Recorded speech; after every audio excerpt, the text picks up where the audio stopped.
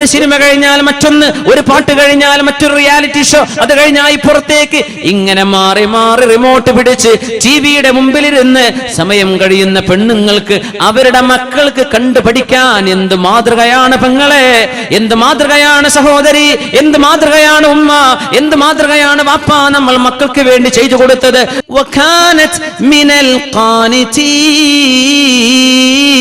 അല്ലാഹുവിന് ഭവ്യതയോടുകൂടെ നിസ്കരിച്ചിരുന്ന പെണ്ണായിരുന്നു മറിയം ബീവി. അല്ലാഹുവിനെ ഭവ്യതയോടുകൂടെ ഇബാദത്ത് ചെയ്തിരുന്ന പെണ്ണായിരുന്നു മറിയം ബീവി. ആ മാതൃക നമ്മുടെ മക്കൾക്ക് നഷ്ടപ്പെട്ടു പോയില്ലേ ഉമ്മ? ആ മാതൃക നമ്മുടെ വീടുകളിൽ ഉണ്ടോ സഹോദരി? നമ്മുടെ മക്കൾ വാല് കേട്ടാലും പ്രസംഗം കേട്ടാലും മദ്രസയിൽ പോയി പഠിച്ചാലും അറബി കോളേജിൽ പോയി പഠിച്ചാലും വീടിന്റെ ഉള്ളിലുള്ള സംസ്കാരമല്ലേ നമ്മുടെ മക്കൾ കണ്ടുപിടിക്കുന്നത്? നമ്മുടെ ഉമ്മ എന്ത് ചെയ്തു, വാപ്പ എന്ത് ചെയ്തു, ഇതല്ലേ മക്കൾ പഠിക്കുന്നത്. മക്കളെങ്ങാനും ഉറക്കത്തിൽ നിന്ന് മൂത്രമൊഴിക്കാൻ വേണ്ടി എഴുന്നേൽക്കുമ്പോഴേക്കും എഴുന്നേറ്റ് നിസ്കരിക്കുന്ന ഉമ്മയെ കണ്ട കാലമുണ്ടോ ഇപ്പോൾ? ഉമ്മയെ കണ്ട കാലുണ്ടോ? ഉമ്മ കിടന്നുറങ്ങുന്നുണ്ട്, ഉമ്മ നിസ്കരിച്ചിട്ടില്ല, ഉമ്മ ടിവിയുടെ മുമ്പിലുണ്ട്, ഉമ്മ സീരിയലിന്റെ മുമ്പിൽ ഇരിക്കുക എന്നല്ലാതെ എന്റെ ഉമ്മ പാതിരാത്രി നിസ്കരിക്കാറുണ്ടെന്ന് പറയാൻ ധൈര്യമുള്ള കുട്ടികളുണ്ടോ? എന്റെ ഉമ്മയുടെ പ്രാർത്ഥന ഞാൻ കണ്ടുപോയിട്ടുണ്ടെന്ന് പറയാൻ ധൈര്യമുള്ള മക്കളുണ്ടോ? എന്റെ ഉമ്മ മുസല്ലപ്പായ വിരിച്ച് സുജൂദിൽ കിടന്ന് ഞങ്ങൾക്ക് വേണ്ടി ദുആ ചെയ്യുന്നത് ഞാൻ കണ്ടിട്ടുണ്ടെന്ന് പറയാൻ ഏതെങ്കിലും ഇന്നത്തെ ന്യൂ ജനറേഷൻ ഉമ്മമാരെ നമ്മുടെ മക്കൾക്ക് ഒരു അവസരം നമ്മൾ കൊടുക്കുന്നുണ്ടോ? ആയിഷ ബീവി റളിയല്ലാഹു അൻഹാ നിങ്ങളെപ്പോലെ ചെറുപ്പക്കാരി പെണ്ണായിരുന്നില്ലേ? അല്ലാഹുവിന്റെ റസൂൽ വഫാത്താകുമ്പോൾ വയസ്സ് 18. ആ 18കാരി എന്ന് പറയുന്ന ആയിഷ റളിയല്ലാഹു അൻഹ ലോക മുസ്ലിമീങ്ങളുടെ മാതാവല്ലേ? ഉമ്മുൽ മുഅ്മിനീൻ ആയിഷ റളിയല്ലാഹു അൻഹ അബ്ദുല്ലാഹ് ഇബ്നു സുബൈർ റളിയല്ലാഹു അൻഹു വീട്ടിലേക്ക് കയറി ചെല്ലുമ്പോൾ സ്വന്തം അമ്മായിയായ ആയിഷ ബീവി നിസ്കരിക്കുന്ന നിസ്കാരം കണ്ടിട്ട് മഹാനായ സ്വഹാബി പറയുന്നത്, ഞാൻ ഇങ്ങനെ ചെന്ന് നോക്കുമ്പോൾ ആയിഷ ബീവി മുസല്ല വിരിച്ച് നിസ്കരിക്കുകയാണ്. എന്താണ് നിസ്കാരത്തിൽ ഓതുന്നതോ? ഫമന്നല്ലാഹു അലൈനാ വവഖാനാ അദാബസ്സമൂം, ഫമന്നല്ലാഹു അലൈനാ വവഖാനാ അദാബസ്സമൂം. അല്ലാഹു നമ്മളോട് കാരുണ്യം കാണിക്കുകയും ഫവഖാനാ അദാബസ്സമൂം, നരകത്തിന്റെ കത്തിയാളുന്ന നരകത്തിന്റെ ചൂടുള്ള കാറ്റ് നമ്മുടെ മുഖത്ത് വരാതെ അല്ലാഹു കാത്തില്ലയോ എന്ന നരകത്തിൽ നിന്ന് രക്ഷപ്പെടുന്ന മഹാഭാഗ്യത്തെ കുറിച്ച് പറയുന്ന ആയത്ത് ഇങ്ങനെ ഓതി ആയിഷ ബീവി കരയുന്നത് ഞാൻ കണ്ടിട്ടുണ്ട്. 18 വയസ്സുള്ള പെൺകുട്ടിയാണിത്. 18 വയസ്സുള്ള ചെറുപ്പക്കാരിക്ക് മാതൃകയായ ആയിഷ റളിയല്ലാഹു അൻഹയാണിത്. നിസ്കാരത്തിലുള്ള നൃത്തം കണ്ട് മണിക്കൂറുകളോളം നിന്നിട്ട് മഹാനായ സ്വഹാബി പറയാ, ഞാനൊന്ന് തിരിച്ചുപോയി ഒന്ന് ഉറങ്ങിയിട്ട് വരാം, ആയിഷ ബീവിയോട് വല്ലതും ചോദിക്കാൻ വന്നതാണ്. അമ്മായിയുടെ നിസ്കാരം കഴിഞ്ഞിട്ടില്ല, ഞാൻ കിടന്നുറങ്ങി എഴുന്നേറ്റ് വന്നപ്പോഴും ആയിഷ ബീവി റൂമിൽ നിസ്കരിക്കുകയാണ്. അതേ ആയത്തോതി ഇങ്ങനെ കരയുന്നുണ്ട്. ഫമന്നല്ലാഹു അലൈനാ വവഖാനാ അദാബസ്സമൂം, അല്ലാഹുവേ നീ ഞങ്ങളെ രക്ഷപ്പെടുത്തിയല്ലോ, നരകത്തിന്റെ തീയിന്ന് ഞങ്ങളെ രക്ഷപ്പെടുത്തിയല്ലോ. ഈ വാക്ക് പറയുന്ന ചെറുപ്പക്കാരി പെണ്ണാണെന്ന് ഓർക്കണം. ആ കാഴ്ചകളാണ് സ്വഹാബത്തിനെ ഉണ്ടാക്കിയത്, ആ കാഴ്ചകളാണ് താബിഉകളെ ഉണ്ടാക്കിയത്, ആ കാഴ്ചകളാണ് ഇസ്ലാമിന്റെ ജനറേഷൻ ഉണ്ടാക്കിയത്. ഈ വീടിന്റെ ഉള്ളിലെ മാതൃക നമ്മുടെ ഉമ്മമാരെ, ഇന്ന സഅയകും ലശത്താ, അതൊരു മാതൃക, ഇന്നത്തേത് വേറൊരു മാതൃക. എന്തൊരു ലോകത്താ നമ്മൾ ജീവിക്കുന്നത്? ഏതാണ് നമ്മുടെ മക്കൾക്കുള്ള പാഠം? ഇന്ന സഅയകും ലശത്താ, നിങ്ങളുടെ കർമ്മങ്ങൾ വ്യത്യസ്തമായി പോയല്ലോ, നിങ്ങളുടെ കർമ്മങ്ങൾ വ്യത്യസ്തമാണല്ലോ. അല്ലാഹുവിന് വേണ്ടി മാതൃക കാണിക്കുന്ന വാപ്പമാരെവിടെ? അല്ലാഹുവിന് വേണ്ടി മാതൃക കാണിക്കുന്ന ഉമ്മമാരെവിടെ?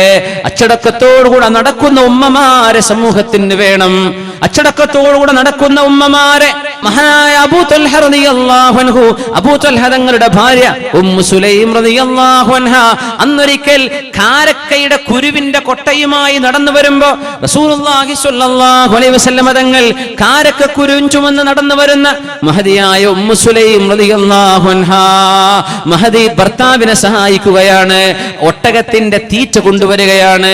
ആ പെണ്ണുങ്ങൾ നടക്കുന്ന കണ്ടപ്പോ, മഹദിയെ കണ്ടപ്പോ അല്ലാഹുവിന്റെ റസൂൽ ഒട്ടകത്തെ നിർത്തിയിട്ട് പറഞ്ഞു, ബഖിൻ ബഖിൻ ഇഖിൻ ഇഖ് ഇഖ് എന്ന് പറഞ്ഞ് ഒട്ടകത്തെ താഴ്ത്തിക്കൊടുത്തു. കയറാൻ വേണ്ടി പറയുകയാണ് ലോകത്തിന്റെ ഗുരു റസൂലുള്ളാഹി സ്വല്ലല്ലാഹു അലൈഹി വസല്ലം, അന്നബിയു ഔലാ ബിൽ മുഅ്മിനീന മിൻ അൻഫുസിഹിം വഅസ്വാജുഹു ഉമ്മഹാതുഹും.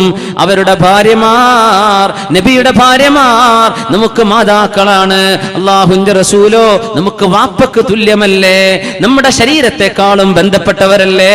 സ്വന്തം മകളോടെന്ന പോലെ ഒട്ടകപ്പുറത്ത് കയറാൻ പറഞ്ഞപ്പോ ഉമ്മു സുലൈം പറയുകയാണ്, ഫദകർതു ഗീറതക യാ അബാ തുൽഹ, അബൂ തുൽഹ നിങ്ങൾ വല്ലാതെ ഈർഷ്യതയുള്ള ആളാണല്ലോ, നിങ്ങളുടെ ഭാര്യയായ ഞാൻ മറ്റൊരാളിന്റെ കൂടെ പോകുന്നത് നിങ്ങൾക്ക് ഇഷ്ടമല്ലല്ലോ, നോക്കുന്നത് ഇഷ്ടമല്ലല്ലോ, അല്ലാഹുവിന്റെ റസൂലാണിത്, എന്നിട്ട് പോലും ഞാൻ അതോർത്ത് നബിയുടെ പിന്നാലെ കയറിയില്ല എന്ന് ഉമ്മു സുലൈം റളിയല്ലാഹു അൻഹ പറഞ്ഞപ്പോ മഹാനായ സ്വഹാബിയുടെ മറുപടി, ഉമ്മു സുലൈമേ നിനക്ക് നബി തങ്ങളുടെ പുറകിൽ കയറലായിരുന്നു, അങ്ങാടിയിലൂടെ കൊട്ടയും പിടിച്ച് നടക്കുന്നതിനേക്കാളും ഖൈർ അല്ലാഹുവിന്റെ റസൂലിന്റെ പുറകിൽ കയറലായിരുന്നു മോളെ.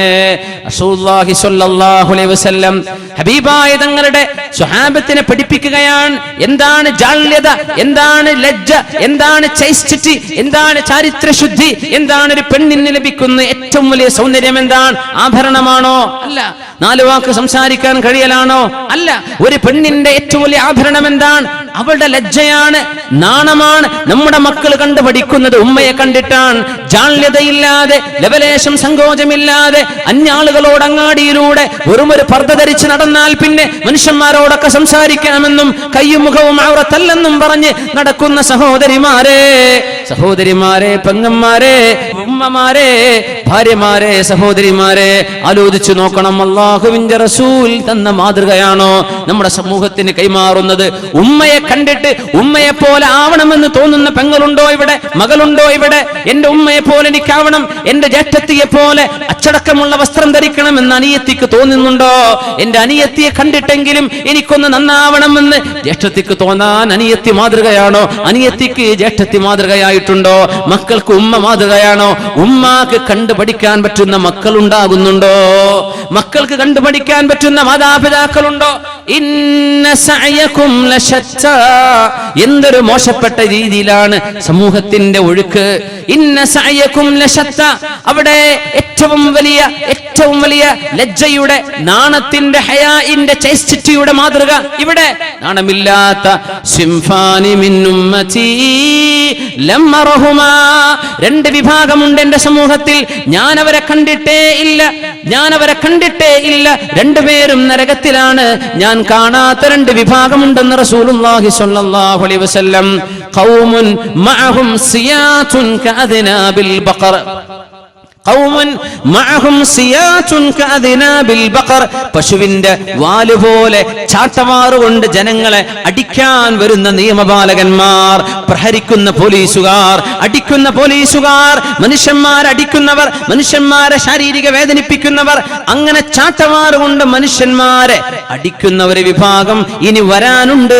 ഞാൻ അവരെ കണ്ടിട്ടില്ലെന്ന് 1400 വർഷങ്ങൾക്ക് മുമ്പ് മുഹമ്മദ് റസൂലുള്ളാഹി സ്വല്ലല്ലാഹു അലൈഹി വസല്ലം പിന്നെ പറഞ്ഞു, ഒരു കൂട്ടരുമുണ്ട്, വനിസാഉൻ കാസിയാതുൻ ആരിയാതുൻ മായിലാതുൻ മുമീലാത്ത്.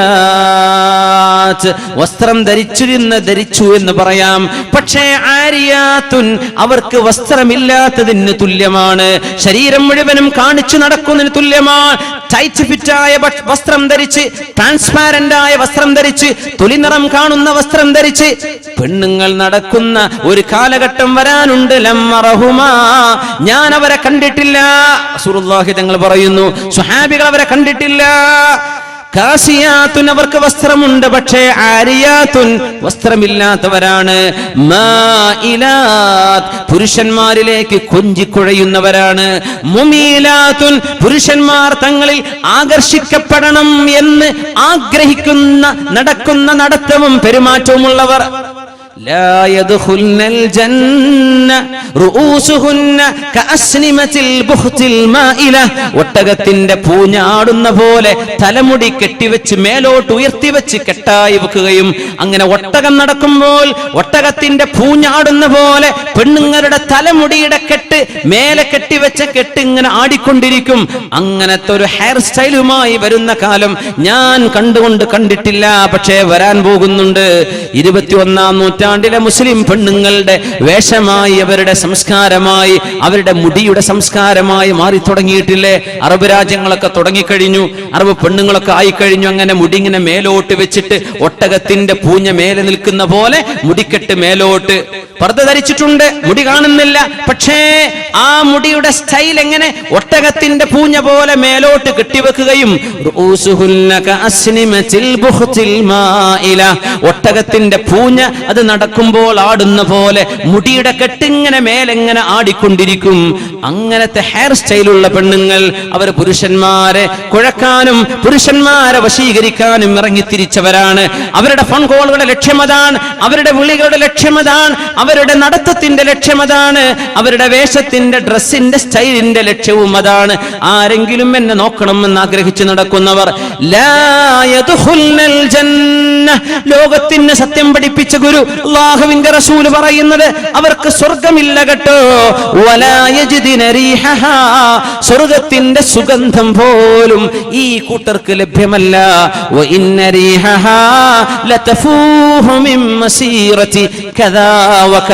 എത്രയോ ആയിരക്കണക്കിന് മൈലുകളിലേക്ക് സ്വർഗത്തിന്റെ സുഗന്ധം, അതിന്റെ സൗരഭ്യം അടിച്ചു വീശും. അതൊന്നും ഈ ലജ്ജയില്ലാത്ത പെണ്ണുങ്ങൾക്ക് ലഭ്യവുമല്ലെന്ന് പരിശുദ്ധ റസൂലുള്ളാഹി സ്വല്ലല്ലാഹു അലൈഹി വസല്ലം ഫാത്തിമ ബീവിയെ ചേർത്ത് വായിക്കണം. മുഅ്മിനീങ്ങളെ, മുഅ്മിനാത്തുകളെ, മരിക്കാൻ കിടക്കുമ്പോഴാണ് ഫാത്തിമ റളിയല്ലാഹു അൻഹ പറഞ്ഞത്, എന്റെ ശരീരം നിങ്ങൾ മറവു ചെയ്യാൻ കൊണ്ടുപോകുമ്പോ ഒരു പലകയിൽ എന്നെ കൊണ്ടുപോയാൽ, ആ പലകയിൽ എന്നെ കിടത്തിയാൽ, എന്റെ ശരീരം നിങ്ങൾ വസ്ത്രം കൊണ്ട് റാപ്പ് ചെയ്തു കഴിഞ്ഞാൽ എന്റെ ശരീരത്തിന്റെ നീളവും അതിന്റെ വണ്ണവും ഞാനൊരു പെണ്ണാണല്ലോ എന്നും വഴിയിലൂടെ നടക്കുന്ന ആണുങ്ങൾ കണ്ടുപോകില്ലേ?